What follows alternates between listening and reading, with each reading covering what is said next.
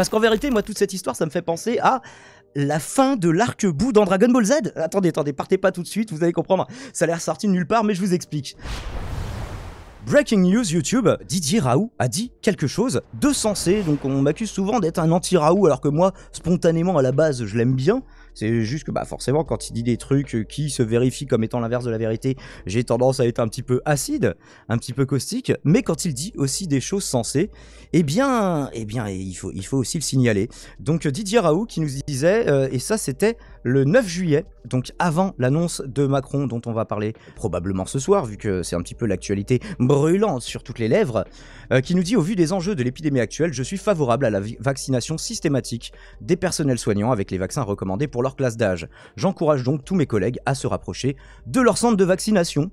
Ce qui pouvait être étonnant, puisque Raoult, même s'il n'est évidemment pas ouvertement anti-vax, avait fait un bouquin en disant que voilà, la plupart des vaccins c'est quand même un petit peu de la saloperie, et que concernant ce vaccin, il n'était pas vraiment très chaud le loustic, hein. D'ailleurs, chose étonnante, son propre avocat a fait un tweet, notre cher et inénarrable Dividio National, un tweet donc relayé par Conspiracy Watch, j'essaierai de vous mettre tous les liens en rediff, qui nous dit: eh bien il a tort, c'est aussi bête. Alors est-ce que c'est vraiment un retour, parce que c'est une capture de Conspiracy Watch Dividio qui répondrait à son client: eh bien il a tort, c'est aussi bête que ça, bienvenue dans le monde humain où des gens ont raison sur certains points et tort sur d'autres. Donc pour lui, son client se trompe là-dessus. Après, il a le droit de défendre un client et de ne pas être d'accord avec lui. C'est un petit peu la base du métier d'avocat. Mais du coup, Dividio qui jusqu'ici semblait quoique un peu plus prudent que son client, plutôt dans le sens viens prendre ta chloroquine, et qui sur le vaccin n'a pas l'air d'être d'accord avec le grand enchanteur phocéen. Il faut le savoir. Bon alors, c'est vrai que concernant Raoult, il s'agit donc toujours de la même personne qui avait déclaré au sujet de ce vaccin. Je cite de mémoire, il faudrait peut-être que si j'ai la foi, je vous le retrouverai au montage. Vouloir développer un vaccin contre une maladie qui n'est pas auto-immunisante, c'est un défi idiot. Le défi idiot, on a bien vu à quel point les gens n'ont pas réussi. En tout cas, Sanofi n'a pas trop réussi. Mais bon, j'ai envie de dire, il n'y a que les imbéciles qui ne changent pas d'avis. Donc reconnaissons donc à Didier Raoult de ne pas être un imbécile. Alors du coup, par contre, ces adeptes, pour certains, pas tous, j'espère, heureusement, et j'espère que ça n'est plus le cas, mais dans les premiers temps, on était parti en mode qui pensait que Raoult s'était fait pirater son compte. Donc je vous montre ça, c'est louche, il peut pas lâcher un truc comme ça et ne pas étayer, il y a un truc qui cloche. Et j'en avais trouvé quelques autres, je vous les ai pas tous notés, mais il y en avait des centaines évidemment. Cette page n'existe plus. C'est dommage, parce que il y en avait qui disaient oui, il l'a envoyé par Android, donc c'est suspect. Normalement, il l'envoie avec l'appli Twitter, il l'envoie pas avec Android, donc ça prouve bien qu'il s'est fait pirater son compte. Et l'ami Belial Spirit, qui évidemment avait répondu avec la petite acidité qu'on lui connaît. Vous allez vraiment douter de lui. Le seul moment où il dit un truc cohérent, le doute c'est vraiment sélectif. Et donc c'est dommage que l'autre lien ne fonctionne plus. Mais il y en avait pas mal qui ont retiré leur tweet, mais qui disaient non, ça ne peut pas être lui, ça ne peut pas être possible. Pas de chance, les gens conspient, Malfurion a fait la même déclaration en vidéo. Donc écoutons Malfurion le déclarer pour constater que je ne suis pas un menteur. Pour le personnel de soins exposé, et compte tenu du fait que la maladie repart, je pense qu'il est raisonnable de se vacciner, même ça ne diminuerait que de 50 ou 60% le risque. On est plus à 95. C'est ce qui est évalué actuellement par les Israéliens. C'est mieux que rien. Sur le variant peut-être. Il faut sortir de cette vision. Voilà, bref, après le but n'est pas de voler des vidéos à cet excellent youtubeur médical. Je vous renvoie donc à sa vidéo in extenso. Là aussi, si vous souhaitez voir ça, encore un coup des hackers russes. Oui, alors moi j'avais prévu plusieurs théories du coup pour aider un petit peu les éveillés. Par exemple, je sais pas, une théorie qui pourrait dire que c'est un hologramme, comme Jean-Luc Mélenchon, comme les reptiliens de Satan, d'un clone remplacé ici par le nouvel ordre mondial qu'ils avaient prévu depuis le début en croissance accélérée, ou plus classique, que Raoult dit l'inverse de ce qu'il pense, mais qu'il subit des pressions. Et c'est pour ça qu'il dit l'inverse de la réalité. Mais les éveillés auront compris. D'ailleurs, c'est déjà le cas comme théorie. Est-ce que ça a été... Non, c'est toujours là. Ouais, je bosse en face de l'IHU. Il y avait 2 mecs qui l'entouraient dans son bureau juste avant que ce tweet ne paraisse. Ils avaient pas l'air commodes. Et il y avait quelqu'un qui avait répondu. Ah, c'est dommage. Il y avait une réponse qui était très très drôle de quelqu'un qui disait ouais, c'était moi un des 2 mecs pas commodes, et qui faisait une vanne par rapport à ça. Grand humoriste de la science. À première chaîne, on peut dire ce qu'on veut de Didier Raoult. Sur l'humour médical sur YouTube dans la francophonie, il est quand même numéro 1 en termes de vues, en termes d'influence, en termes de rire. tout simplement. Et donc reconnaissons-lui quand même les choses qui sont positives. Et en plus, sur le coup, il utilise son talent d'humoriste pour nous dire quelque chose de sensé. Donc écoutez, moi je suis plutôt d'accord avec ça. Et d'où la digression que je vous propose aujourd'hui par rapport à ce sujet.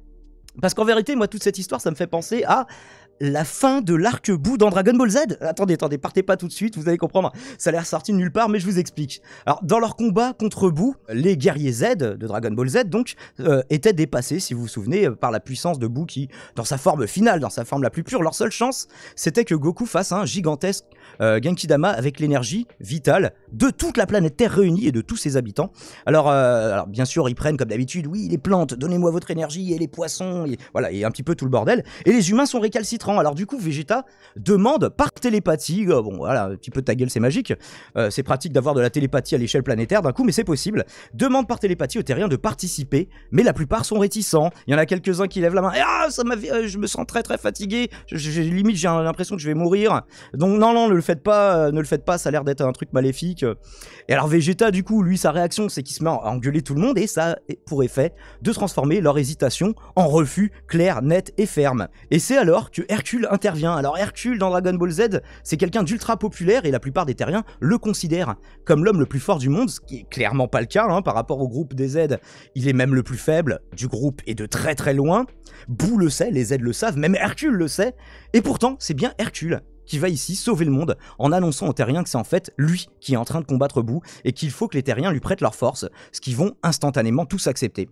Et grâce à cette fantastique quantité d'énergie, finalement, Boo est définitivement vaincu. Définitivement, ouais, il y aura une petite suite. Bref, je ne vous spoile pas la fin, l'ultime fin de DBZ. Mais maintenant, pour comprendre un petit peu ce rapprochement, remplacer Boo par la Covid, Vegeta par un zététicien du genre Thomas Durand, il y a une partie des autres zététiciens qui, un peu plus bisounours, qui disaient Thomas Durand, alias Acervendax de H. Chambier, tu traites les éveillés de cons, c'est le dernier truc à faire. Alors il faut voir dans la vidéo en entier là aussi pour comprendre pourquoi il les traite de cons. Mais alors Vegeta, il assume un petit peu ce rôle-là en engueulant tout le monde, en leur disant qu'ils sont cons.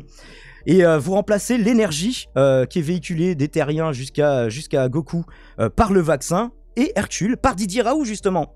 Et donc il serait pas étonnant qu'on compte davantage de personnes qui refusent le vaccin parmi les adeptes de Didier Raoult par rapport au reste de la population. On n'a pas de chiffres là-dessus, étant donné que j'ai fait pas mal de vidéos sur lui et que j'ai eu pas mal de ses adeptes avec qui j'ai eu l'occasion d'échanger, parfois dans le calme et dans l'apaisement, rarement quand même.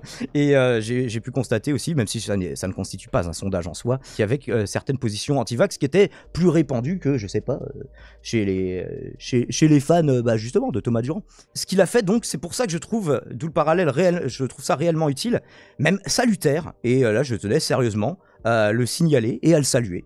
D'ailleurs, la vaccination a depuis été rendue obligatoire pour les soignants, comme vous le savez, donc voilà une petite source de LCI par rapport à ça. Il y a aussi les retraites, hein, parce que on nous parle surtout du pass sanitaire, mais du pass sanitaire, de la vaccination obligatoire des soignants est quasi obligatoire, enfin c'est très très restrictif, et d'ailleurs même Bélial, qui est très pro-vaccin, a trouvé que en fait les mesures étaient prises n'importe comment, que même lui qui avait eu le parcours vaccinal le plus précoce qu'on pouvait allait se retrouver à avoir des restrictions, alors qu'il s'est fait vacciner, il disait 7 jours après que ce soit possible légalement, et même lui il va avoir des restrictions début août, enfin si on a bien tout compris, ce qui est... On n'est pas sûr de toujours tout comprendre avec ce gouvernement, malheureusement, hein, la com est faite n'importe comment, et puis les décisions qui sont prises sont très très très discutables, évidemment. Tiens, par contre, je tenais quand même à dire, en conseil d'amis de youtubeur à youtubeur, même s'il est beaucoup plus gros que moi sur YouTube, un petit conseil à Didier Raoult. Didier, il va falloir changer le titre de cette vidéo et rendre son concept à Durandal, parce que voilà, je vous avais masqué le titre tout à l'heure, mais ce n'est pas toujours facile d'avoir raison. Je crois que c'est plus ou moins copyrighté, ça, Didier. Donc va falloir faire attention. C'est très très mal vu, le plagiat sur YouTube. Presque aussi mal vu que dans les journaux dans lesquels tu publies. Clin d'œil, clin d'œil. Alors, étant donné que ça sera sûrement le sujet ce soir, je vous ai trouvé une étude observationnelle. C'est pas forcément ultra nécessaire sur le coup, une fois qu'on est en phase 4, de continuer à faire des choses randomisées, étant donné que c'est à l'échelle nationale et qu'on a des études randomisées sur des dizaines de personnes, mais ça pourrait être amélioré en l'occurrence. Donc avec quand même un appariement, histoire d'avoir, vous vous souvenez, je vous avais parlé des appariements sur score de proportion, là ça n'a pas l'air d'être tout à fait le cas, mais qui rendrait certaines études observationnelles presque aussi fiable que des randomisés. Donc une étude qui statue sur l'efficacité du vaccin en phase 4, que je vous partage dans le chat, que je vous partage dans la description en post-prod, et une autre étude observationnelle non randomisée, mais avec appariement randomisé, donc c'est plus ou moins finalement ce qu'on en attend, qui mesure une charge virale moindre, la mesure justement que privilégiait Didier Raoult, puisque c'est un petit peu le sujet de la vidéo, et donc une moins grande probabilité d'être contagieux. C'est publié dans Nature, je vous le partage là aussi. La liaison n'existe pas, mais faisons-la tout de même. Initial report of decreased SARS-CoV-2 viral load after inoculation with the BTN. Donc ça c'est le vaccin Pfizer, je crois. Vaccine, avec son nom un petit peu barbare, bah oui, BNT, BioNTech, tout simplement, pour son nom breveté et non pas son nom commercial. Et voilà, et donc je vais vous inviter, vous aussi, à réagir en direct dans cette radio libre. Vous ne verrez pas ça, spectateurs du futur, c'est déjà une vidéo de 12 minutes, c'est l'éternité pour YouTube, mais vous avez le lien de l'émission intégrale dans la description. Le chat, dites au revoir à YouTube, malgré que vous soyez YouTube, si vous le souhaitez. Merci d'avoir suivi cette vidéo, abonnez-vous, likez, commentez, et abonnez-vous, tiens, à ma chaîne gaming aussi, parce qu'on a le droit de déconner, il n'y a pas que Didier Raoult tout de même. Ciao, ciao, et à la prochaine YouTube.